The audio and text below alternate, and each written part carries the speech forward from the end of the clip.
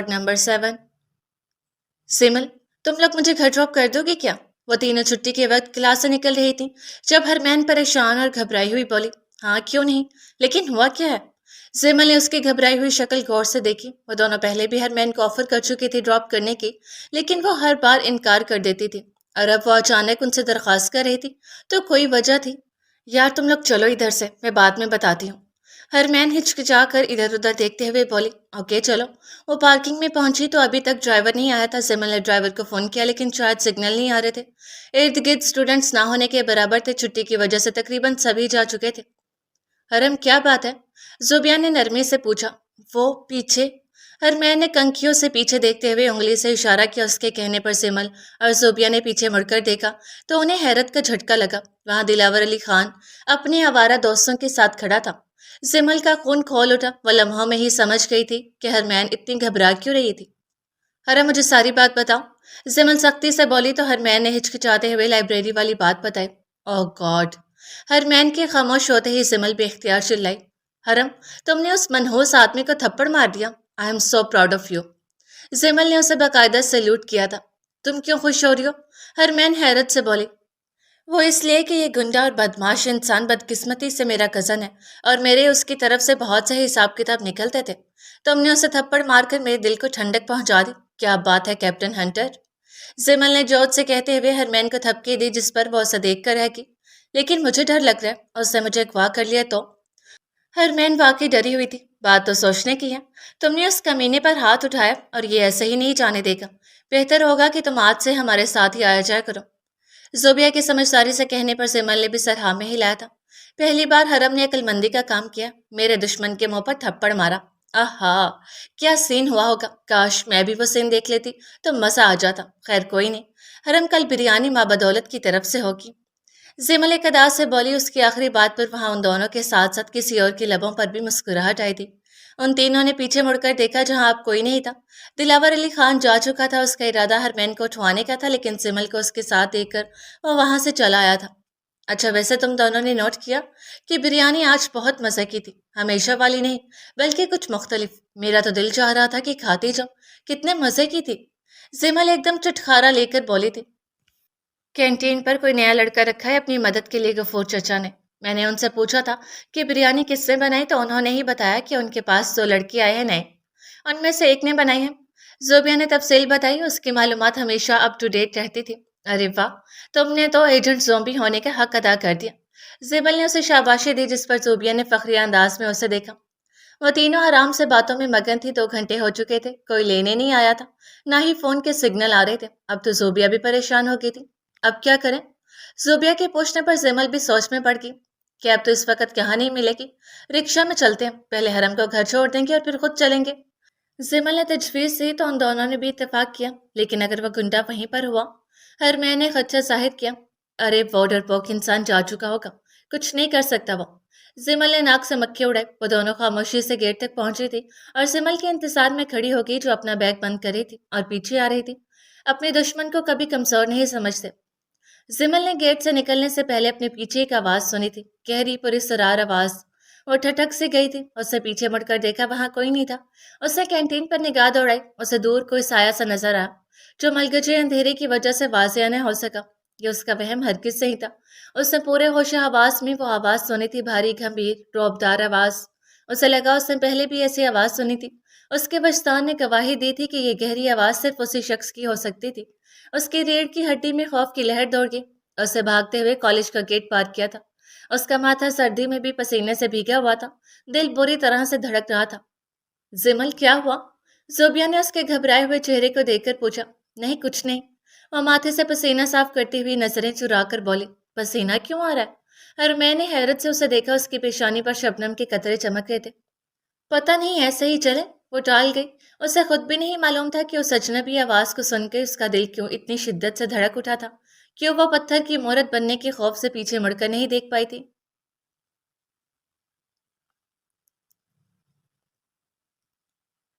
वह तीनों 10 मिनट से सड़क किनारे चल रही थी, लेकिन अभी तक कोई रिक्शा नहीं मिला था। वह थक चुकी थी।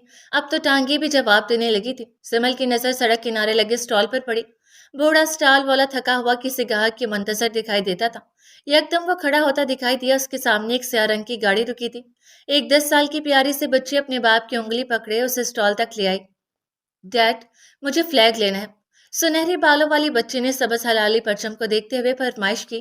जिमल बेख्तियार उस मंजर को देखकर मुस्कुराई, लेकिन अगले ही लम्हे उसकी मुस्कुराहट गायब हुई जब बच्ची के बाप ने इंतहाई नफरत से कहा, नो, फ्लैग का क्या करना है आपने? ये गंदा कंट्री है, गंदा फ्लैग है। बच्ची की खूबसूरत आंखों में आंसू आके उसने स्टॉल पर पड़ा हुआ सबस हलाली परचम उठाकर सीने से लगा लिया। नो डैड, आप गंदे हैं। ये जो ग्रीन फ्लैग है ना, ये हमारी आइडेंटिटी है। आप उसको बुरा कह रहे हैं, आप खुद बुरे हैं। I hate you. वो मुसलसल चीखती हुई जोर जोर से रोने लगी थी। बूढ़ा स्टॉल वाला तरहम से बच्ची को देखने लगा। हमारा कंट्री पाकिस्तान नहीं है। बच्ची के बाप ने उसे समझाने की कोशिश की। हम यहाँ रहते हैं, मेरे ग्रैंडफादर भी यहाँ रहते थे। सुनहरी बालों वाली बच्ची ने नफी में सर झटकते हुए कहा था। हम अमेरिका में भी तो रहते हैं डैड। जिस कंट्री के नेम में ही अमेरिका आ रहा वो अमेरिकियों का मुल्क होता है। अमेरिका का तो मजहबी क्रिश्चियनिटी है। ये एक मुसलमान का कंट्री नहीं हो सकता। आपने कभी सोचा डैड, हिंदुस्तान भी मुसलमानों का कंट्री नहीं है। उसके तो नेम में भी हिंदू आता है। वहाँ का मजहब भी हिंदुइज्म है। वहाँ भी मुस्लिम्स एक माइनॉरिटी है। वहाँ बेसिक ह्यूमन राइट्स भी हिंदुइज्म के अकॉर्डिंग है। डैड, हम तो मुसलमान है ना। हम पाकिस्तान में रहते हैं, पाक लोगों की जगह। मुस्लिम्स का कंट्री, मुस्लिम रूल्स, मुस्लिम पहचान, ये सब हमें पाकिस्तान देता है ना। फिर हम पाकिस्तानी हैं। इतनी छोटी बच्ची के मुंह से इतनी गहरी बातें सुनकर एक लम्हे के लिए तो वो खुद को अमेरिकन कहलवाने वाला शख्स भी दंग रह गया। रोशनी, इधर तो ये सिर्फ पीस ऑफ क्लॉथ है। इसकी कोई वैल्यू नहीं। आपके डैड अमेरिका के लिए काम करते हैं, तो आपको भी अमेरिका के फ्लैग से प्यार होना चाहिए। रोशनी के बाप ने उसके हाथ से वो सबस हलाली परचम छीन कर फेंक दिया। चांद सितारे वाला वो झंडा उड़ता हुआ सड़क पर जा गिरा था। सिमल ने झुककर वो झंडा अपने पैरों से उठाया। उस सबस हलाली परचम की इतनी तौहीन पर सिमल की आंखों में आंसू आ गए। उसने परचम पर लगी गिर्द अपने हाथों से साफ की। फिर वो जारहाना अंदाज में उस शख्स की तरफ बढ़ी। ए मिस्टर, सिमल ने बुलंद आवाज में उस मकरूर आदमी को पुकारा। उसकी शक्ल कुछ जानी पहचानी लग रही थी। सिमल ने उसे टीवी में देखा था। ये मशहूर सियासतदान सेठ बख्त शाह था और साथ उसकी बेटी रोशनी शाह। तुम्हारी हिम्मत कैसे हुई इस परचम को नीचे फेंकने की? वो सुलगते लहजे में घुराई थी। और जाओ बीबी, अपना काम करो। बड़ा शौक चढ़ जाता है तुम लोगों को इस परचम से मोहब्बत का। सेठ बख्त शाह ने तहकीर अमेज अंदाज में कहा तो सिमल को आग लगी। उसका हाथ उठा था और पूरी कुव्वत से सेठ बख्त शाह के चेहरे पर अपना निशान छोड़ गया। सेठ बख्त शाह ने बेहद बेहद बेयकीनी से अपने गाल को छुआ। फिर उस लड़की को देखा जो कह रही थी, स्लेव ऑफ अमेरिकन। रोशनी डर कर रोने लगी।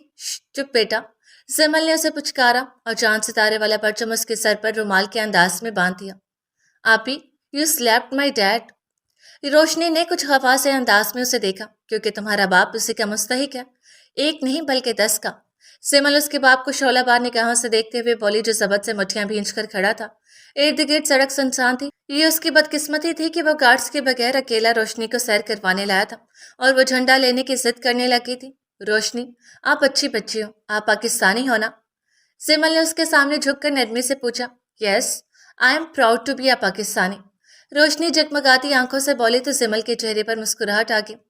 Then Roshni, you should love Pakistan more than you love your dad और योर सेल्फ। रोशनी पाकिस्तानी नहीं है, सेठ बख्त शाह तनफ्फुर से बोला। क्यों? वो सुलग कर बख्त शाह की तरफ मुड़ी और चुपती नजरों से उसे देखा। तुम्हारा बाप पाकिस्तानी था, तुम्हारा दादा भी पाकिस्तानी था, तुम भी पाकिस्तानी हो और ऑफ कोर्स तुम्हारी औलाद भी पाकिस्तानी है। बड़े ईमानदार थे तुम्हारे बाप और दादा, पर तुम पता नहीं किस पर चले गए। गद्दार, तुम्हें तो अपने वतन से प्यार ही नहीं, लेकिन अपनी मासूम बेटी के जहन में इस मिट्टी के लिए नफरत का बीज बो रहे हो। लानत है तुम पर। इतनी ही नफरत है पाकिस्तान से तो चले क्यों नहीं जाते? तुम जैसे गद्दारों को यहाँ रहने और जीने का कोई हक नहीं। फटते जज्बात से उसका चेहरा सुर्ख हो गया था। और एक और बात रोशनी, तुम्हारा ये बाप कह रहा था कि उस परचम की कोई वैल्यू नहीं। इस परचम की कदर उनसे पूछो तुम जिनको ये हलाली परचम उनके बाप के ताबूत के साथ मिला हो। उसकी आवाज आखिर पर बुरी तरह कांपी थी, बस आखिर पर कांपी थी, गुस्सा से, तकलीफ से, दुख से। उसे आज भी याद था कि उसके बाप की मैयत को उसी सब हलाली परचम में लपेट कर घर लाया गया था। कोई उससे पूछता उसके लिए ये हलाली परचम क्या था, वो जान लुटा देती अगर ये परचम उससे कुर्बानी मांगता। रोशनी, मुझसे एक वादा करो। जिमल ने वापस झुककर रोशनी को देखा। आप हमेशा उस ग्रीन फ्लैग से प्यार करोगी। आपके डैड कुछ भी कहें मगर ये फ्लैग आपकी पहचान है। उसकी रिस्पेक्ट करोगी और अपने डैड जैसे मत बनना। प्रॉमिस? اپنا ہاتھ روشنی کے سامنے کرتے ہوئے وہ اس سے عہد مانگ رہی تھی، وطن سے محبت اور وفا کا عہد۔ روشنی نے اپنا ہاتھ اس کے ہاتھ میں دیا، پھر نام آنکھوں سے مسکرائی۔ یہ یقین دہانی تھی کہ وہ وطن سے وفا کا عہد نبھائے گی۔ آئی پرومس، میں ہمیشہ اس گرین فلیگ کی رسپیکٹ کروں گی۔ ڈیڈ بھی مجھے روک نہیں سکتے۔ اسے اپنا چھوٹا سا ہاتھ زمل کے ہاتھ میں دے کر عہد دہرایا تھا۔ دیکھ لیا؟ زمل نے جتانے والے انداز میں بخت شاہ کو دیکھا۔ تمہاری بیٹی کی رگوں میں بھی ایک پاکستانی کا خون دوڑتا ہے۔ وطن سے محبت اس کی سانسوں میں بسی ہے۔ وہ کہہ کر پلٹی اور بیگ سے پیسے نکال کر اسٹال والے کو تھمائے۔ پاکستان میری پہچان ہے، آپ مجھ سے میری پہچان نہیں چھین سکتے ڈیڈ۔ زمل نے وہاں سے واپس مڑتے ہوئے روشنی کے الفاظ سنے تھے۔ وہ رکی، پیچھے مڑ کر دیکھا اور روشنی اسے ہاتھ ہلا رہی تھی۔ وہ ایک دم مسکرائی، پھر جواباً ہاتھ لہرایا اور واپس مڑ گئی۔ ہے جرم اگر وطن کی مٹی سے محبت، یہ جرم سدا میرے حسابوں میں رہے گا۔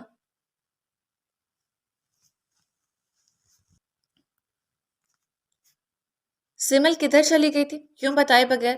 ہرمین فوراً اس کی طرف لپکی۔ وہ 2 منٹ کا کہہ کر ان دونوں کو وہیں چھوڑ کر پتہ نہیں کیا کرنے چلی گئی تھی۔ کچھ نہیں، بس کسی کا دماغ سیٹ کرنا تھا۔ وہ بے نیازی سے بولتے ادھر ادھر دیکھنے لگی۔ کوئی رکشہ یا ٹیکسی نہیں مل رہا تھا۔ وہ تینوں تھک کر روڈ کنارے بینچ پر بیٹھنے لگی تھی جب سر بہرام کو گاڑی سے نکل کر اپنی طرف بڑھتا دیکھ کر حیرت زدہ رہ گئی۔ اس وقت یہاں کیا کر رہی ہیں آپ تینوں؟ سر بہرام نے ان کے سامنے آ کر سنجیدگی اور رعب سے پوچھا۔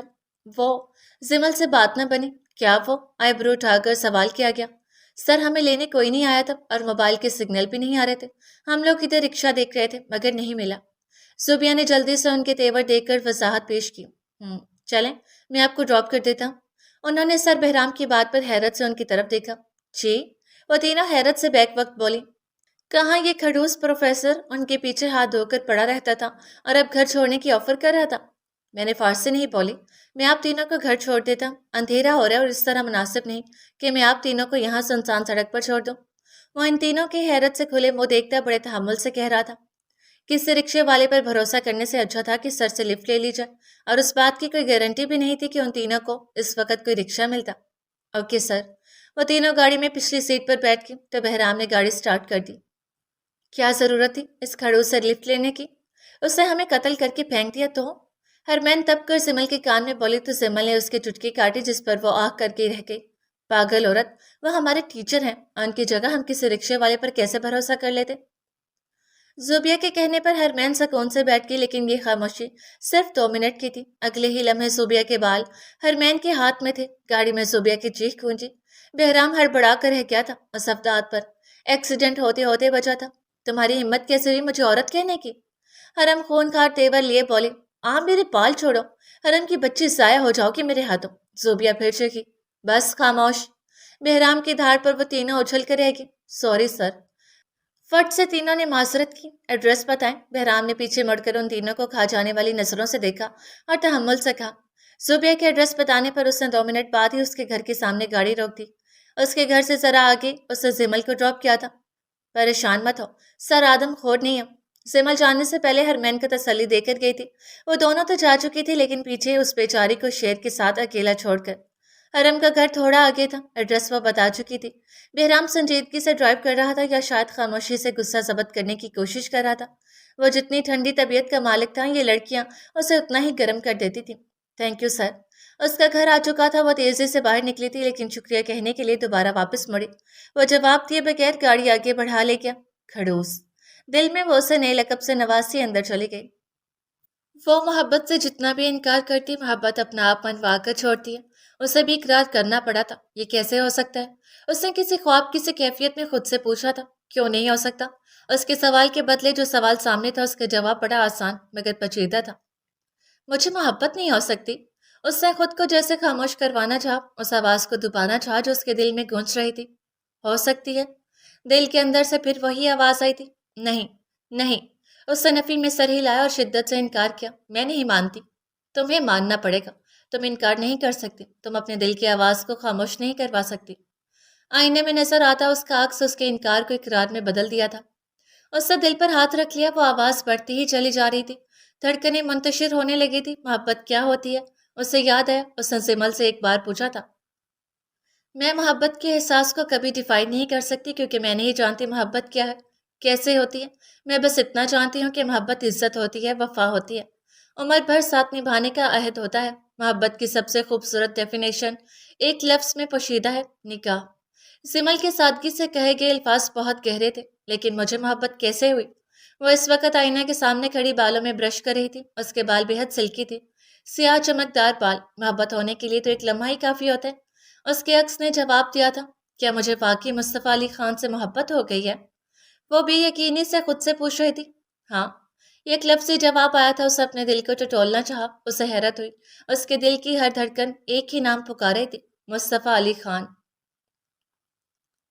وہ اس سے عشق کر بیٹھی تھی۔ محبت ہو چکی ہے، انجان موسم میں، بہت بے رنگ لمحوں میں، بنا آہٹ بنا دستک، بہت معصوم سا سپنا اتر آیا ہے آنکھوں میں، بنا سوچے بنا سمجھے کہا ہے دل نے چپکے سے: ہاں، اس معصوم سپنے کو آنکھوں میں جگہ دے دو۔ بنا روکے بنا بولے جھکا دیا ہے سر ہم نے، مگر تعبیر کیا ہوگی یہ ہم جانے نہ دل جانے۔ بس معلوم ہے اتنا کہ دل کے فیصلے اکثر ہمیں کم راس آئے ہیں۔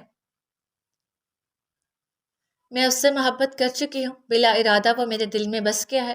میں تجھ سے اس کا ساتھ مانگتی ہوں میرے رب۔ نماز پڑھ کر اس نے اس روز یہ دعا مانگی تھی، اور پھر یہ سلسلہ چل نکلا تھا۔ اس کی دعا میں اس شخص کا نام آنے لگا تھا۔ اس کے سجدے طویل ہو چکے تھے، مگر خیالات کا مرکز وہ بن گیا تھا۔ محبت میں اللہ کو چھوڑ کر انسان کو مانگنے کا سفر شروع کر چکی تھی وہ۔ ابھی آزمائش باقی تھی، ابھی طویل ہجر کاٹنا باقی تھا، لیکن کون جانے۔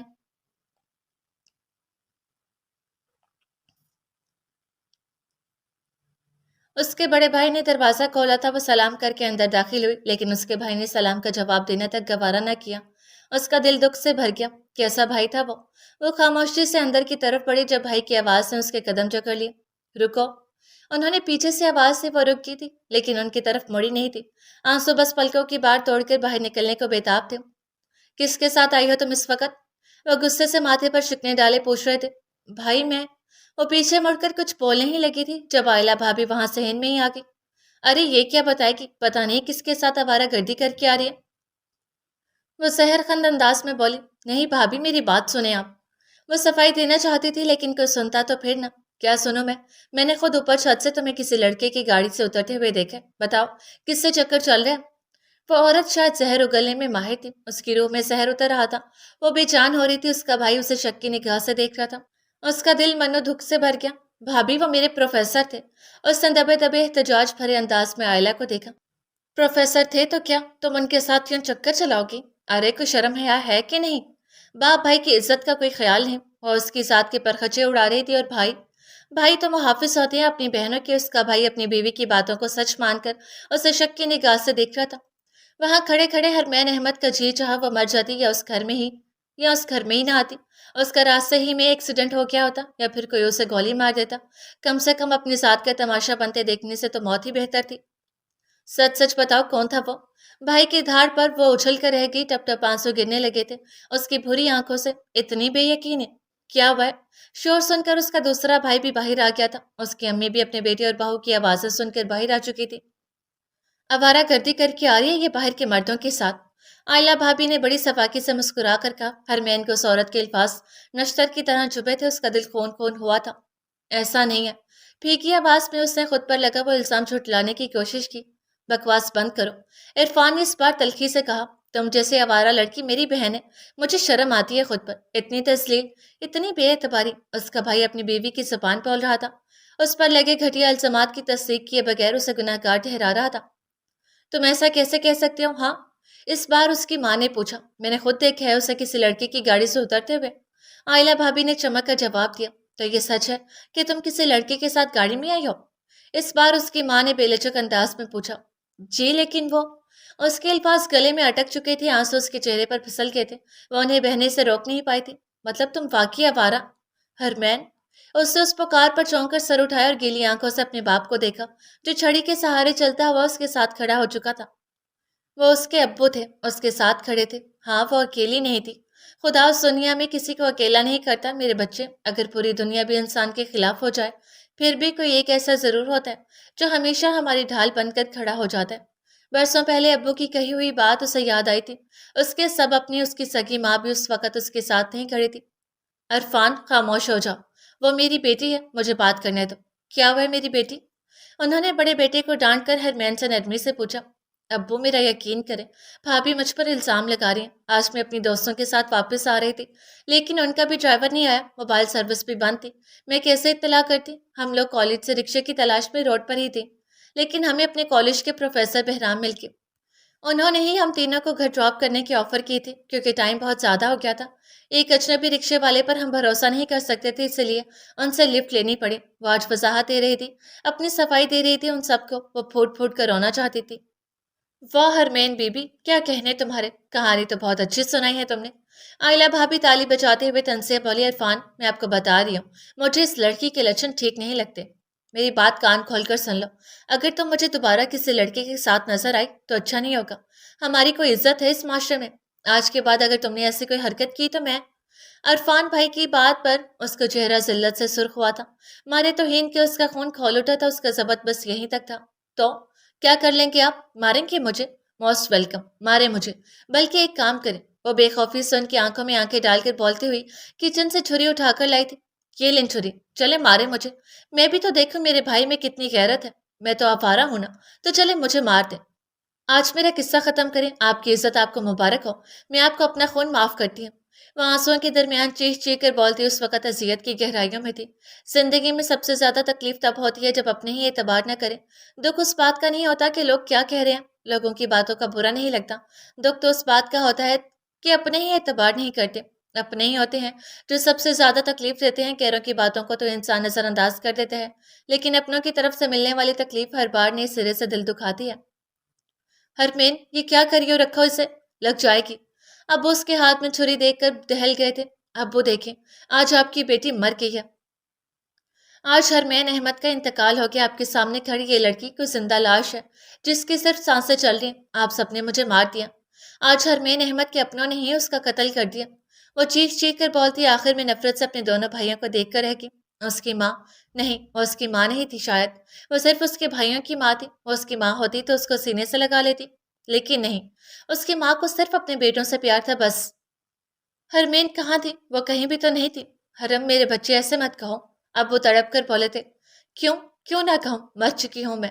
आपके बेटे ने मुझे मार दिया। पूछे इनसे इतनी ही मर्दानगी और गैरत है तो अपनी बीवी का मुंह बंद क्यों नहीं करवाते, जो उनके सामने उनकी बहन पर इल्जामात लगा रही है। वह हसियानी अंदाज में इरफान को सुर्ख निगाहों से देखती हुई चिल्लाई थी। हरमैन। इरफान का हाथ उठा था जो उसके चेहरे तक पहुंचने से पहले बीच में ही किसी ने पकड़ लिया था। वह खौफ से आंखें मीच गई थी। उसने अपनी आंसुओं से भरी आंखें खोलीं तो जिस शख्स को सामने देखा था उसे यकीन नहीं आया। भाई मुहाफिज होते हैं बहनों के। कैसे मर्द हो तुम, अपनी बहन पर हाथ उठाते हुए शर्म नहीं आती? लानत है तुम जैसों की मर्दानगी पर। आइंदा इस पर हाथ उठाने से पहले 10 बार सोचना। मुझे एक सेकंड नहीं लगेगा तुम्हारा हाथ तोड़ने में। उंगली उठाकर उसको तंबीह करता हुए एक एक लफ्ज कटीले लहजे में छुपा छुपा कर बोला था। तुम्हारी हिम्मत कैसे हुई हमारे आपस के मामलात में दखल अंदाजी करने की? तुम हो कौन? राशिद अपने बड़े भाई के साथ खड़ा होकर नवारिद पर चीखा। उसने नफी में गर्दन हिलाई। ये तुम्हारा आपस का मामला नहीं है, ये एक लड़की के किरदार का मामला है। एक गलत फहमी की बुनियाद पर तुम लोग उस पर इल्जाम लगा रहे हो। कैसे भाई हो तुम लोग? डूब के मरने का मुकाम है तुम लोगों के लिए। वो उन दोनों को शोला पार निगाहों से देखते हुए चिल्लाया था। हमें मत सिखाओ, तुम हो कौन? इरफान भाई को गुस्सा आ गया। मैं बहराम शाह हूँ, हरमैन का प्रोफेसर। हरमैन का प्रोफेसर। हरमैन ने भीगी पलकियां उठाए। वह उसके लिए लड़ रहा था, उसके हक में बोल रहा था। वो पलक झपके बिना उसे देख रही थी, मगर वो उसे नहीं देख रहा था। तो तुम यहाँ क्या कर रहे हो? राशिद गुस्से से चंद कदम आगे आकर बोला। देखने में यहाँ सिर्फ हरमैन को उसका बैग देने आया था, जो ये गाड़ी में भूल आई थी। वो तहम्मुल से बोला, अरे बस करो, सारा दिन तुम्हारे साथ ही पता नहीं कहाँ कहाँ फिरती रही है, और पता नहीं कितने आशिक बना रखे हैं उसने। अल्लाह जाने कॉलेज में जाकर क्या गुल खिलाती रही है। आयला भाभी उसके किरदार की धज्जियां बखेर रही थी और उसकी समाते पथराने लगी थी। वो उस शख्स के सामने अपने लिए ये सब सुनने से पहले मर जाना चाहते थे। आप होती कौन है उसके किरदार को जज करने वाली? मुझे सिर्फ 25 मिनट लगेंगे, आपकी शानदार माजी का रिकॉर्ड लाकर रख दूंगा। जानती नहीं आप मुझे? बहराम का तो दिमाग ही घूम गया था। अरे देखिए इरफान, आपकी बहन का आशिक मेरे साथ बदतमीजी कर है। आयला की झूठी आंसू देखकर इरफान को गुस्सा आ गया। हरमैन, वो जोर से धाड़ा। आह। अहमद साहब दिल पर हाथ रखकर नीचे गिरते चले गए। अब्बू। हरमैन की दिल खराश चीख बुलंद हुई। वो तेजी से उनकी तरफ बढ़ी। अब्बू, अब्बू क्या हुआ है आपको? हरमैन, अंकल को हार्ट अटैक हुआ है, उनको हॉस्पिटल लेकर जाना होगा। बहराम उनको सहारा देकर खड़ा करता हुआ बाहर की तरफ बढ़ा था। کیسی قسمت تھی، دو جوان بیٹوں کے ہوتے ہوئے بھی باپ کو سہارا کوئی غیر دے رہا تھا۔ اس کی امی آگے بڑھی تھی اور اس کا بازو پکڑ لیا تھا۔ وہ جو ابو کے ساتھ ہاسپٹل جانے لگی تھی، ان کے روکنے پر مڑی، لیکن امی سے پڑنے والے تھپڑ نے اس کی قوت گواہی چھین لی تھی، اور اس تھپڑ سے زیادہ تکلیف تھا ان کے الفاظ سے۔ تم ہمیں ایک ہی بار میں کیوں نہیں مار دیتی؟ تم نے ہمارا جینا حرام کر رکھا ہے، پہلے میرے بیٹے کو کھا گئی اور اب میرے شوہر کو۔ وہ روتے ہوئے بول رہی تھی، اسے کوس رہی تھی، بد دعائیں دے رہی تھی۔ ارے نہیں امی، میں کیسے مار سکتی ہوں آپ لوگوں کو؟ فساد کی جڑ تو میں ہوں نا، سب کے لیے پریشانی کی وجہ ہوں میں۔ میرے باپ اور بھائیوں کی عزت خراب ہوئی ہے میری وجہ سے، مرنا تو مجھے چاہیے نا۔ دعا کیا کرے میرے لیے کہ میں مر جاؤں، دعا کیا کرے ہرمین احمد مر جائے۔ آپ سب کی زندگی میں سکون صرف ہرمین کے مرنے سے ہی آئے گا، اور شاید ارشمیل بھی واپس آ جائے، وہ ٹوٹے ہوئے لہجے میں کہتی گیٹ پار کر گئی تھی۔ کسی کو کیا بتاتا میں، کسی کو کیا سناتا میں؟ بہت لمبی کہانی تھی، بہت غمگین فسانے تھے، بہت گہری محبت تھی، بہت کم صرف لوگوں سے، بہت مضبوط رشتے تھے، بہت کمزور لوگوں سے۔ وہ سب نظروں کا دھوکہ تھا، وہ جادوگر زمانے تھے، بہت آسان لوگوں کے، بہت مشکل بہانے تھے۔ لہو میں ڈوب کر پایا سراغ زندگی میں نے، بہت بے ضرر لوگوں کے بہت قاتل نشانے تھے۔ تعلق جن سے رکھا تھا، تعلق ٹوٹ جانے پر بہت سستے نکل آئے، بہت انمول جانے تھے۔ وہ سیٹ بخشا کے گھر کے ڈرائنگ روم میں خفیہ کیمرے لگایا تھا۔ یہ کام اس سے نہایت ہوشیاری سے اس وقت کیا تھا جب چوکیدار سیٹ بخشا کو بلانے اندر کیا تھا۔ اس کا ارادہ اب زبان خان کے پاس جا کر اسے اطلاع دینے کا تھا۔ وہ اسی سوچ میں تھا جب اس کے فون کی گھنٹی بج اٹھی۔ اس سے فون کان سے لگایا اور دوسری جانب اسے جو کہا گیا تھا اسے سن کر وہ بے حد حیرت زدہ تھا۔ تم سن رہے ہو؟ جواب دو۔ فون کی دوسری جانب موجود شخص اس کی خاموشی پر بے چینی سے بولا۔ اس کے چہرے پر سوچ کی گہری پرچھائیاں تھیں۔ وہ متفکر نظر آنے لگا۔ یکلہت کچھ سوچ کر اس نے فون کان سے لگایا اور بات کرتے ہوئے بس میں سوار ہو گیا۔ بس اسلام آباد کی صاف ستھری سڑک پر رواں دواں تھی۔ کیا مجھے کبھی منزل ملے گی؟ ہم جیسوں کے مقدر میں ہمیشہ چلتے رہنا ہی لکھا ہے شاید۔ آنکھیں بند کیے وہ سیٹ کی پشت سے ٹیک لگائے سوچ رہا تھا۔ بس اسٹاپ پر رک گئی تھی تو وہ باہر نکل آیا۔ اپنی منزل پر پہنچ کر اس نے ادھر ادھر دیکھا، وہاں کوئی نہیں تھا۔ وہ موبائل پر کوئی نمبر ملانے لگا۔ دوسری جانب سے فون اٹھانے پر وہ دبے دبے جوڑ سے بولا، سلام صاحب، ہم نے آپ کو یہ بتانا تھا کہ ہم تھوڑا دیر سے آئے گا، ہماری اماں کا طبیعت خراب ہو گیا، ہم اسپتال جا رہے ہیں۔ اس نے آواز میں بھرپور مسکینیت پیدا کرتے ہوئے اطلاع دی تھی۔ اچھا ٹھیک ہے، لیکن بخشیہ سے ملاقات ہوئی؟ شرفو نے بیزاریت سے سوال کیا۔ اسے کیا غرض تھی بھولے کی بیمار ماں کا حال پوچھنے سے؟ ہاں صاحب، ہوئی تھی ملاقات، اور اس نے ہم کو دوبارہ نوکری دے دی ہے اور آپ لوگوں کی جاسوسی کرنے کا بولا ہے۔ ہم کو اس کا بھروسہ جیتنا ہے بس۔ یہ تو اچھی بات ہے، بس تم ویسا ہی کرتے جانا جیسا میں کہتا جاؤں۔ شرفو مکروہ ہنسی ہنستے ہوئے بولا، ٹھیک ہے صاحب، اب ہم اپنے اماں سے ملنے چاہ رہے ہیں۔ ہاں ہاں جاؤ۔ شرفو نے بیزاریت سے کہہ کر کال کاٹ دی۔ بھولا بے بسی سے فون کو دیکھ کر رہ گیا تھا۔ کیا انسانوں میں تھوڑی سی بھی ہمدردی اور انسانیت باقی نہیں رہی تھی؟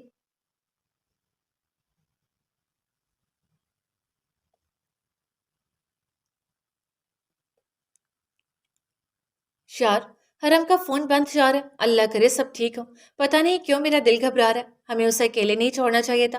سیمل نے لب کاٹتے ہوئے اجلت میں صوبیہ کو میسج کیا۔ اس کے چہرے پر تفکر کی لکیریں تھیں جو وقت گزرنے کے ساتھ ساتھ گہری ہوتی چلی جا رہی تھی۔ ہاں، اب تو میں بھی گلٹی فیل کر رہی ہوں، لیکن یار وہ ہمارے ٹیچر ہیں، فکر مت کرو، وہ صحیح سلامت اپنے گھر پہنچ گئی ہوگی۔ صوبیہ تسلی دیتے ہوئے بولی۔ خود اس کا اپنا دل بھی پریشان تھا۔ وہ شام سے آن لائن نہیں ہوئی تھی، ورنہ یہ ان تینوں کا معمول تھا کہ اس وقت وہ تینوں واٹس ایپ پر چیٹنگ کیا کرتی تھی۔ اللہ کرے وہ ٹھیک ہو بس۔ سمل نے دعا مانگی تھی۔ وہ دونوں ایک دوسرے کو تسلی دے رہی تھی، مگر حقیقت میں دونوں ہی دل میں پریشان ہو رہی تھی۔ یہ دوستی کا رشتہ ہوتا ہی ایسا ہے، یہ خون کے رشتوں سے بڑھ کر احساس کا رشتہ ہوتا ہے۔ دوستوں کی تکلیف پر دل تڑپ اٹھتا ہے۔ وہ دونوں جانتی تھی کہ حرم کی بھابیاں اس کا چین حرام کیے رکھتی ہیں۔ سمل نے بے دلی سے فون آف کر دیا۔ اداسی کی ایک لہر نے اسے اپنی لپیٹ میں لے لیا تھا۔ وہ وضو کر کے اٹھ کھڑی ہوئی تھی۔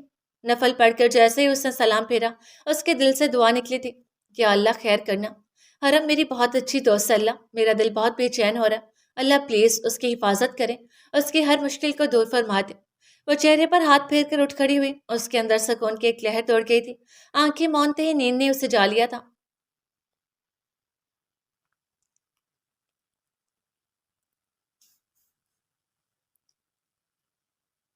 پیشنٹ کے ساتھ کون ہے؟ ڈاکٹر آئی سی یو سے باہر آ کر ان کی طرف بڑھا۔ ہرمین تیزی سے اٹھ کھڑی ہوئی تھی۔ میں ہوں ان کی بیٹی۔ हरमेन रुंधी हुई आवाज में बोली। डॉक्टर ने एक नजर उसे देखा। उसकी हालत काबिल रहम थी। भूरी आंखें रोने की वजह से सुर्ख हो रही थी। उसके सर से चादर ढलक कर शानों पर फिसल रही थी। उलझे बिखरे बाल चेहरे की तरफ में गिर रहे थे। डॉक्टर ने एक नजर उसके साथ खड़े बहराम पर डाली और बोलने के लिए अल्फाज जमा किया। डॉक्टर साहब, अब कैसे हैं अंकल? बहराम खुद भी परेशान हो गया था उस सूरत हाल से। आइए मेरे साथ। डॉक्टर उसे साथ लेकर अपने रूम की तरफ बढ़ा। पेशेंट की हालत बहुत क्रिटिकल है। उनका हार्ट अटैक आया। रिपोर्ट्स के मुताबिक वो पिछले 5 साल से हार्ट पेशेंट थे। फौरी तौर पर ऑपरेशन करना होगा। डॉक्टर के तफसील से बताने पर वो मुस्तरब हो गया। डॉक्टर मुस्तफ़ा, प्लीज़, मेरी रिक्वेस्ट है, पेशेंट की बेटी को अभी कुछ मत बताइएगा। मैं ऑपरेशन के लिए पैसे जमा करवा देता हूँ, लेकिन कितने % कामयाबी के चांसेस हैं? वो परेशान था, मुस्तरब था। उसके वहम गुमान में भी ऐसी कोई सिचुएशन नहीं थी। ये क्या हो गया था और क्या होने जा रहा था, उस बारे में हम कुछ नहीं कह सकते। रिस्क फैक्टर बहुत ज़्यादा है। ऑपरेशन की कामयाबी का चांस 10% है। हम कुछ नहीं कह सकते। आप अल्लाह से दुआ करें। डॉक्टर मुस्तफ़ा उसका कंधा थपथपा कर बाहर निकल गया था और वो वहीं साकत बैठा रह गया। हम कुछ नहीं कह सकते। आप अल्लाह से दुआ करें। उसके कानों में डॉक्टर के अल्फाज एक बार फिर बाजगश्त बनकर गूंजे थे। वो परेशानी से सर झटक कर रह गया था।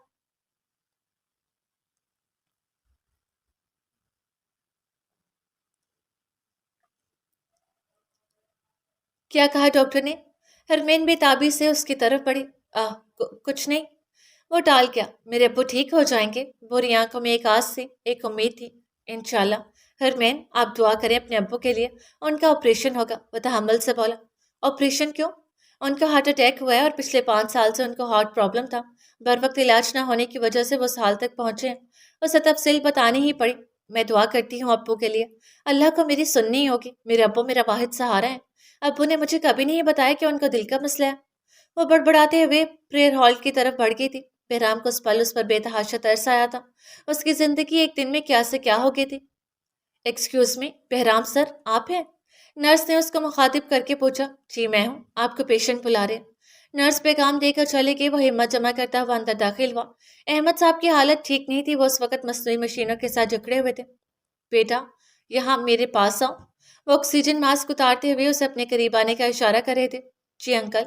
वो ताबियदारी से उनके करीब आकर बोला। बेटा, मेरी एक बात मानोगे? वह नहीफ आवाज में बोले। आप हुक्म करिए अंकल। वो उनके हाथ थाम कर बोला। आज ये जो तमाशा हुआ है, तुम देख ही चुके हो। मैं जानता हूँ मैं रुखसत होने वाला हूँ। मेरे बाद मेरी बेटी का कोई नहीं होगा। मैं उसे कोई महफूज सहारा देना चाहता हूँ। मैं तुमसे दरख्वास्त करता हूँ, मेरी बेटी से निकाह कर लो। मेरी आखिरी ख्वाहिश पूरी कर दो। बोलते हुए उनका सांस उखड़ने लगा। आवाज सांप गई थी। चेहरे पर तकलीफ के आसार उभरने लगे। ये क्या कह रहे थे वो? हरमैन से ने कहा। उसने कभी ऐसा सोचा तक नहीं था, लेकिन उस बूढ़े आदमी की आखिरी ख्वाहिश को भी रद्द नहीं कर सकता था। वो अजीब मखमसे में पड़ गया। तुम पर कोई जोर जबरदस्ती नहीं बेटा, बस ये मेरी आखिरी ख्वाहिश है। वो धीरे से बोले। उनकी आंखों के गोशे भीगे हुए थे। उनको आखिरी वक्त में भी अपनी बेटी का ही ख्याल था। मैं तैयार हूँ निकाह के लिए। वह सर उठाकर एकदम बोला। अहमद साहब बेयकीनी से उसे देखते रहे, फिर एकदम पुरसकून होकर मुस्कुराए। जीते रहो बेटा, खुदा तुम्हें खुश रखे, नम आंखों से बोले। और फिर आधे घंटे में ही सब तैयारियां हो गई। मौलवी आ चुका था बहराम की तरफ से, उसके दोस्त से, और अहमद साहब के कुछ अजीज थे। उनके घर वालों को इस सारे किस्से का कुछ नहीं पता था। वह नमाज पढ़कर आई तो उसे अहमद साहब का पैगाम मिला। उनको मशीनों के सहारे सांस लेते देख उसके दिल में शिद्दत से तकलीफ हुई थी। मैंने तुम्हारे लिए एक फैसला किया है, मुझे यकीन है तुम मेरा मान रखोगी। अब्बू ने शफकत से कहा तो वो रो पड़ी। मेरी जान, आप पुरकुर्बान, आप हुक्म करें अब्बू। वह गुलगेर आवाज में बोले। मैंने बहराम से तुम्हारे निकाह का फैसला किया। उन्होंने उसे बोलने के काबिल नहीं छोड़ा था। लेकिन लेकिन कुछ नहीं। मैं उससे बात कर चुका हूँ। मेरे बाद तुम्हारा कौन होगा? ये दुनिया बहुत जालिम है। मैं तुम्हें एक महफूज सहारा देना चाहता हूँ। वो मध्यम आवाज में बोले। उनके नहीफ चेहरे पर सिर्फ हरमेन के लिए फिक्रमंदी थी। अब्बू ऐसी बातें मत करें। तुम मेरी बात मानोगी या नहीं? उन्होंने हतमी अंदाज में पूछा तो वो सर झुका कि मतलब उसको कोई एतराज नहीं था। निकाह नामे पर दस्तखत करते हुए उसे कुछ महसूस नहीं हुआ। वो उस वक्त हवासों में ही कब थी। उसे तो बस फिक्र थी अपने अब्बू की। वो ठीक हो जाते उनके लिए कुछ भी करने को तैयार थे। मेरी बेटी का बहुत ख्याल रखना। उन्होंने ऑपरेशन थिएटर में जाने से पहले आखिरी बात बहराम से की थी, जिस पर उसने वादा किया था। मैं उसका हमेशा ख्याल रखूंगा, कभी उस पर आंच नहीं आने दूंगा। ये मेरा वादा है। बहराम ने वादा किया था और अहमद साहब ने उसके वादे पर एतबार करके हरमैन को उसकी अमानत में दे दिया था। آپریشن تھیٹر میں ڈاکٹرز موجود تھے. اندر ہرمین کے ابو کا آپریشن چل رہا تھا. گھڑی کی سوئیوں نے رات کے 3 بجنے کا اعلان کیا. وہ اس وقت کوریڈور میں ایک بنچ پر بیٹھی ہوئی تھی. بہرام دیوار کے ساتھ ٹیک لگائے کھڑا تھا. سردی بہت زیادہ تھی لیکن اسے محسوس نہیں ہو رہی تھی. جب دل ہی مر جائے تو سارے احساسات مفلوج ہو جاتے ہیں. اسے بھی کچھ محسوس نہیں ہو رہا تھا. وہ پتھر کی مورت بنے بیٹھی تھی. اس کی چادر سر سے ڈھلک چکی تھی. بالوں کی الجھی ہوئی لٹیں چہرے کے اطراف میں بکھری ہوئی تھی. بری آنکھیں اس وقت بے تحاشا سرخ ہو رہی تھی. وہ رونا چاہتی تھی لیکن نہیں رو پا رہی تھی. آنسو بھی ختم ہو چکے تھے. بہرام کب سے اسے ہی دیکھ رہا تھا. اس کی نظر گھڑی پر گئی تھی.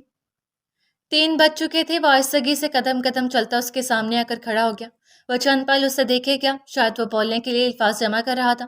زندگی میں بعض اوقات ایسا وقت آ جاتا ہے جہاں الفاظ بھی کام نہیں آتے. کوئی الفاظ دل کو تسلی نہیں دے سکتے. وہ اسے کن الفاظ میں تسلی دیتا. وہ چپ چاپ اس کے برابر تھوڑا سا فاصلہ رکھ کر بینچ پر بیٹھ گیا. پریشان ہو؟ وہ کچھ دیر بعد دھیرے سے بولا تھا. ہاں بہت پریشان ہو. وہ کچھ دیر بعد سامنے دیکھتے ہوئے سرگوشی نما بولی. یا ایھا ایمان والو، صبر اور نماز کے ذریعے اللہ سے مدد مانگو. قرآن کی ایک آیت اس نے جواب میں پڑھی تھی اور وہ کچھ بول نہیں سکی تھی. اللہ نے مجھے اکیلا چھوڑ دیا، میرا کوئی نہیں ہے. وہ بے بسی سے بولی تھی. وہ اس وقت کسی ایسے مسافر کی طرح تھی جس کا سارا مال و اسباب کوئی لوٹ کر لے گیا ہو اور وہ کسی ویرانے میں اکیلی بیٹھی اپنی قسمت پر نوحہ کنا ہو. اللہ صبر کرنے والوں کے ساتھ ہے. وہ نرمی سے بول رہا تھا. ہرمین، تم سے کس نے کہا کہ تم اکیلی ہو؟ میں ہوں نا تمہارے ساتھ. ہرمین نے ایک دم چونک کر دیوار سے نظریں ہٹائی تھی اور سر اٹھا کر اسے دیکھا. کچھ حیرت سے، کچھ بے یقینی سے. کیا یہ وہی تھا؟ پھر ایک دم اس کی آنکھوں میں نمی تیر گئی تھی. لیکن میں اپنے ابو کے بغیر نہیں رہ سکتی. اللہ میرے ساتھ ہی ایسا کیوں کرے؟ میں نے آج تک کسی کے ساتھ برا نہیں کیا، کبھی کسی کا دل نہیں دکھایا، پھر میں ہی کیوں؟ وہ ایک دم بے بسی سے چہرہ دونوں ہاتھوں میں چھپا کر رو پڑی تھی. اس کے رونے سے جانے کیوں بہرام کو تکلیف ہوئی تھی.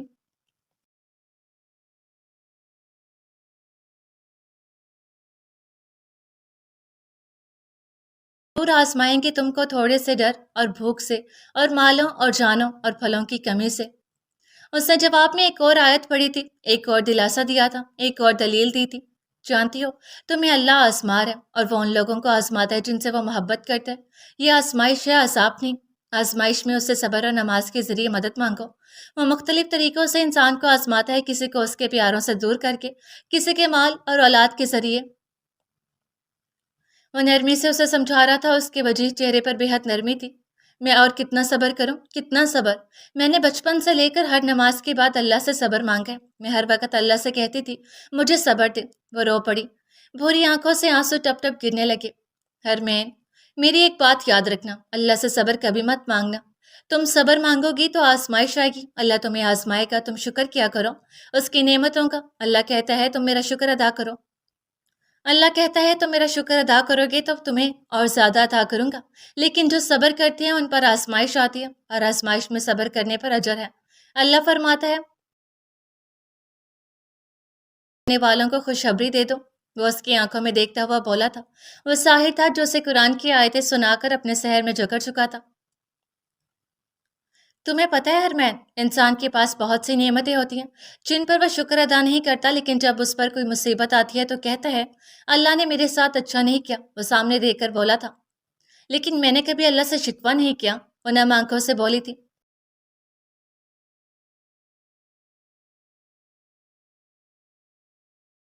لوگوں پر جب کوئی مصیبت پہنچتی ہے تو کہتے ہیں کہ ہم اللہ ہی کے ہیں اور ہم اسی کی طرف لوٹنے والے ہیں. وہ اس کی بات کاٹ کر سکون سے بولا. تم ابھی کہہ رہی تھی کہ اللہ نے تمہارے ساتھ ہی کیوں ایسا کیا. تم شکوہ کر رہی تھی. تم شکر کرو. اللہ ہم سے ایک چیز لے لیتا ہے نا تو اس کو بہترین سے ریپلیس کر کے عطا کرتا ہے. آپ اتنی اچھی باتیں کیسے کر لیتے ہیں؟ وہ نم آنکھوں سے مسکراتی ہوئی اس کی طرف دیکھتے ہوئے بولی. بس وقت سکھا دیتے ہیں، حالات انسان کو سب کچھ سکھا دیتے ہیں. وہ اداسی سے مسکراتے ہوئے گویا ہوا. چلو تہجد کا وقت ہے، نماز پڑھ لیں. وہ کھڑا ہو کر بولا. آپ بہت اچھے ہیں سر. وہ نظریں جھکا کر بولی تو بہرام کھل کر مسکرایا. میں آپ سے یہی سننا چاہتا تھا مسز. وہ شوخی سے بولا تو ہرمین سٹ پٹا گئی. میں وضو کرنے جا رہی ہوں. وہ جذبس ہوتے ہوئے بولی. شیور میڈم، چاہیے، بندہ ویٹ کر رہا ہے.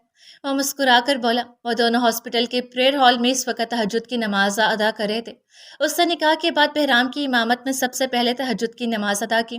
اگر کوئی چاند سے پوچھتا کہ بتاؤ آج اس دنیا میں سب سے زیادہ خوش قسمت کون ہے، تو چاند کی چاندنی شرماتے ہوئے جواب دیتی، آج اس زمین پر حرمین احمد سے زیادہ خوش قسمت کوئی نہیں۔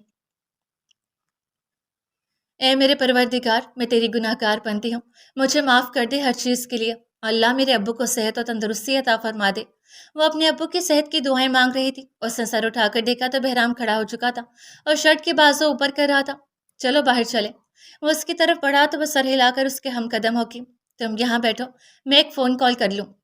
وہ اسے بینچ پر بیٹھنے کا کہہ کر خود کوریڈور کے آخری سرے پر جا کر کھڑا ہو کر کسی سے بات کرنے لگ گیا۔ 5 منٹ بعد وہ واپس آیا تو دیکھا کہ ہرمین وہیں بیٹھے بیٹھے سو چکی تھی۔ وہ وہیں اس کے برابر بیٹھ کر آنکھیں مون گیا۔ تھکن کی وجہ سے کب اس کی آنکھ لگی اس کو پتہ ہی نہیں چلا۔ اس کی آنکھ دوبارہ فجر کے اذان پر کھلی تھی۔ دور کہیں سے مؤذن کی آواز سنائی دے رہی تھی۔ اس کو روزانہ فجر کی اذان سن کر اٹھنے کی عادت تھی اور اب بھی فجر کی آواز سن کر اس کی بند آنکھیں کھل چکی تھی۔ وہ کسی نرم چیز پر سر رکھ کے لیٹی ہوئی تھی۔ اس نے سر اٹھا کر دیکھا تو وہ بہرام تھا۔ وہ بہرام کے کندھے پر سر رکھے سو رہی تھی، پتہ نہیں کب سے۔ اس نے ایک بار پھر آنکھیں کھول کر دیکھا، یہ خواب نہیں حقیقت تھی۔ بہرام بھی جاگ چکا تھا اور حیرت سے اسے دیکھ رہا تھا جو اس کے کندھے پر سر رکھے اس کو گھور رہی تھی۔ غور کرنے پر پتہ چلا کہ اس نے اپنا دوسرا بازو اس کے اوپر رکھا ہوا تھا، جس کی وجہ سے وہ اٹھ نہیں پا رہی تھی۔ اس نے ایک دم اپنا بازو ہٹایا، وہ شرمندہ ہوتی دور ہو کر بیٹھ گئی۔ آئی ایم سوری، مجھے پتہ نہیں چلا، میں نیند میں۔ وہ شرمندہ سے وضاحت پیش کرنے لگی تھی۔ ریلیکس، یہ بندہ اور یہ کندھا بھی آپ ہی کا ہے۔ اتنا پریشان کیوں ہو رہی ہے؟ وہ مسکراہٹ دبا کر ہلکے پھلکے انداز میں بولا تھا۔ وہ میں نماز پڑھ لوں۔ وہ وہاں سے اب بھاگی تو بہرام اس کی پھوٹی پر مسکرا کر رہ گیا۔ اچانک میسج کی ٹونٹوں پر اس نے چونک کر جیب سے موبائل نکال کر چیک کیا۔ اس کے دوست کا میسج تھا جسے رات میں اس سے کھانا لانے کا بولا تھا۔ میں کھانا دینے آیا تھا لیکن مجھے لو برڈز کو جگانا اچھا نہیں لگا، اس لیے میں چپ چاپ شریفوں کی طرح چلا گیا اور میں نے کچھ نہیں دیکھا۔ شرارت سے بھرپور میسج تھا جسے پڑھ کر بہرام کی مسکراہٹ گہری ہوگی۔ تمہارے لیے اچھا ہی ہوگا کہ تم نے کچھ نہیں دیکھا۔ اس نے لب دانتوں تلے دبا کر رپلائی کیا، میں نے کچھ نہیں دیکھا، بس یہ دیکھا ہے۔ اس نے اپنے دوست کا میسج پڑھا تو مسکراہٹ مزید گہری ہوگی، لیکن اگلے ہی لمحے اس کی مسکراہٹ اڑنچ ہوئی جب اس کے دوست نے اسے ایک تصویر سینڈ کی۔ یہ اس کی تصویر تھی، ہرمین کے ساتھ، جس میں وہ اس کے کندھے پر سر رکھ کر سو رہی تھی۔ کمینہ انسان، وہ دانت پیس کر بڑبڑایا، اس تصویر کو ڈیلیٹ کر دے۔ اس نے اپنے دوست کو میسج بھیجا لیکن اس کا دوست بھی ڈھیر تھا۔ کیوں؟ فٹ سے جواب آیا، کیونکہ میں کہہ رہا ہوں۔ اس نے دانت پیسے، تو جیسے تم کہیں کہ نواب ہو جس کا آرڈر میں مان لوں۔ اس کو صاف چڑھایا گیا اور اس نے تب کر فون بند کر دیا، جانتا تھا کہ وہ اب اس کا دماغ کھا جائے گا۔ ہرمین نماز پڑھ کر آ چکی تھی اور اب ایک بار پھر سے انتظار شروع ہو چکا تھا۔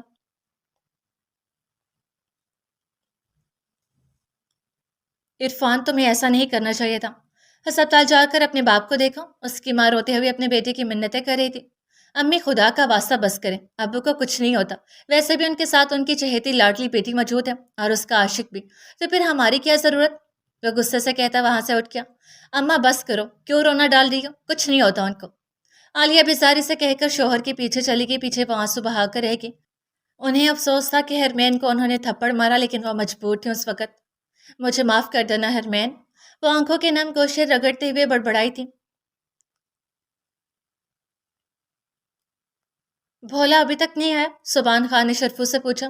اس کی اماں کی طبیعت ٹھیک نہیں ہے، وہ ہسپتال ہے، شرفو نے جواب دیا۔ اچھا، وہ آئے تو اسے میرے پاس بھیجو، کالج میں ڈرگس کی سپلائی کا کام میں اسے سونپ رہا ہوں۔ انہوں نے کہہ کر فون بند کر دیا۔ جی سر۔ شرفو نے فون رکھ دیا۔ بھولا رات کو تھوڑی دیر کے لیے واپس آیا تو ہسپتال سے فون آیا کہ اس کی ماں کی طبیعت زیادہ خراب ہو گئی، وہ تب سے ہسپتال میں ہی تھا۔ بھولے کہاں ہو؟ شرفو نے فون پر جھلا کر پوچھا۔ صاحب، ہماری ماں کا طبیعت بہت خراب ہے، ہم نے بتایا تھا کہ صبح تک آ جائے گا۔ بھولے کی پریشان آواز سن کر شرفو کچھ نرم پڑا۔ اچھا ٹھیک ہے، جلدی آنا، باس نے ڈرگس کی سپلائی کا کام تمہیں سونپ دیا، کل سے تم اپنا کام شروع کرو۔ شرفو نے کہہ کر کال کاٹ دی۔ جی صاحب، بھولے نے آہستگی سے کہہ کر فون بند کر دیا۔ وہ تینوں اسلام آباد کے ایک اپارٹمنٹ میں بیٹھے مشن ڈسکس کر رہے تھے۔ وہ بھارتی ایجنسی را کے ایجنٹس تھے جو پاکستان میں چھپے بیٹھے تھے۔ ان کا مقصد عام شہریوں کی جان لینا اور کالجز اور یونیورسٹیز میں طلباء کو نقصان پہنچانا تھا۔ میری بات سنو تم دونوں، ہمیں اوپر سے آرڈر ملا ہے کہ 1 مہینے بعد ان پاکی لوگوں کو ختم کرنا ہے۔ ٹھیک 1.5 مہینے بعد ان کا تہوار عید الفطر ہے، بس موقع ملتے ہی ہمیں بم بلاسٹ کرنا ہے۔ ان میں سے ایک جو شاید ان کا سربراہ تھا وہ ان کو بریفنگ دے رہا تھا، اس کے چہرے پر بلا کی سنجیدگی اور شفافیت تھی۔ لیکن آکاش، میں نے سنا ہے اس بار سیکیورٹی بہت ٹائٹ ہے۔ سامنے بیٹھے ایک ایجنٹ نے خدشہ ظاہر کیا۔ اس کی تم فکر مت کرو رامش، ہمارے پالتو کتے یہ کام کریں گے، آکاش مانی ہیزے سے کہکا لگا کر بولا۔ ایجنٹ پریم، تمہاری سبحان خان سے کیا بات ہوئی؟ آکاش نے ایجنٹ پریم کو سوالیہ نظروں سے دیکھا۔ کل اس کا کوئی بندہ ہمارے پاس آئے گا، ڈرگس کی سپلائی کا کام اسے دیا جائے گا اور بم بلاسٹ کرنے کے لیے بھی وہ ہمیں راستہ فراہم کرے گا۔ اسے صرف روپے سے غرض ہے۔ پریم نے شیطانی مسکراہٹ کے ساتھ کہا تو اپارٹمنٹ میں ان تینوں کے کہکے گونج اٹھے۔ اب آئے گا مزہ، ہم 3 سال سے پاکستان میں چھپے بیٹھے ہیں اور ہمیں کوئی نہیں پکڑ سکا۔ اس دھماکے کا الزام آئے گا طالبان پر اور پھر مسلمانوں کی لڑائی ہوگی افغانستان کے ساتھ، آکاش نے شیطانیت سے کہا تو باقی دونوں بھی ہنس پڑے۔ کون جانے ان کافروں کے اوپر بھی خدا بیٹھا ہے جو سب دیکھ رہا ہے۔ ادھر وہ چال چل رہے تھے اور ادھر اللہ چال چل رہا تھا، واللہ بہتر چال چلنے والا ہے۔